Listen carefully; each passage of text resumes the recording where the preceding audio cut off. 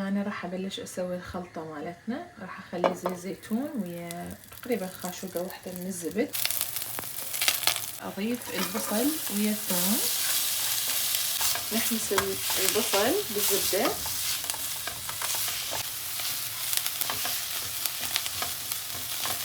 هسه اجى دور الدجاج، سويته مكعبات ناعمة وحطه فوق البصل واحمسه شوية. راح اغطي عليه شوية. هسه اجى دور الفطر، راح نضيف كمية من الفطر عندي. طبعا الفطر راح يذب المي مالته، فننتظر لحد ما يذب المي مالته وحجمه راح يصغر ونحمسه ويا الدجاج والبصل. راح شوفوا شلون ذاب وياي. هسه نجي للبهارات. راح اخلي اول شي كاري. هذا الكاري يجنن، جبته من اصفهان وياي. حخلي شوية بابريكا باردة طبعا، فلفل اسود، اكيد راح نملح، نخليه ملح شوية.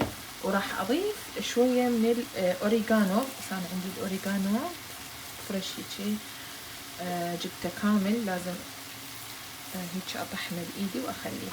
بعد ما حطيتهم اكيد اخلط المكونات هاي سوية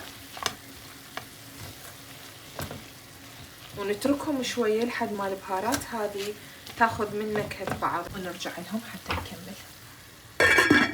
شوفوا اريد من عندكم تركيز. انا كان ممكن الصلصة البيضة البشاميل اسويها بغير مكان، بس حتى تكون هذه اسهل طريقة بالنسبة لكم وطيبة وسريعة، خصوصا للموظفين واللي ما عندهم مجال انه يسوون هواي خطوات. راح ارش خاشوقة واحدة كبيرة شنو من الطحين. اوكي، اخليها واخلط المكونات اول شي سوية هذا الشكل.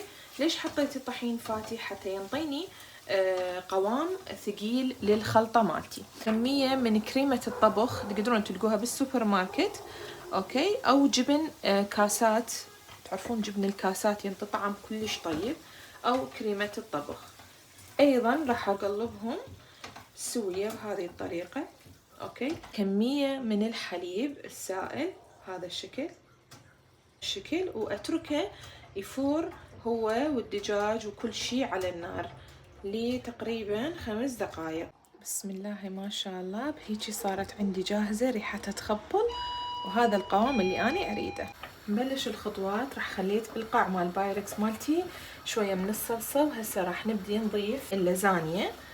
اوكي، نسويها على شكل طبقات. نبدأ نخلي شوية من الحشوة فوق الطبقة هذه.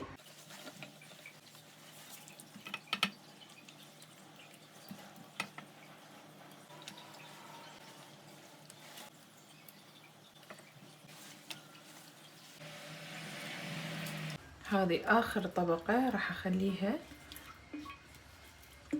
الصلصة فوق الطبقة الأخيرة. اللازانيا مو 100% مستوية، فراح ندخلها للفرن على درجة حرارة تقريبا 200.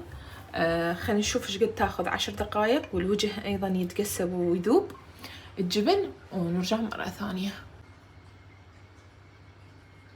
بسم الله، طلعتها هسه من الفرن، شكلها يشهي والريحة دمار، ريحة كلش طيبة. تشيز عندي ساح، راح اقصها اشوفكم الطبقات اللي اقص. نقول بسم الله. يما الريحة صايرة جوسي يعني بيها. بسم الله ما شاء الله، بسم الله. شوفوا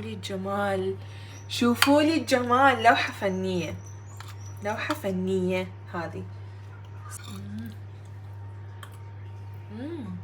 رهيبة، من أحلى الأطباق اللي أسويها، كلش طيبة، لازم تجربوها.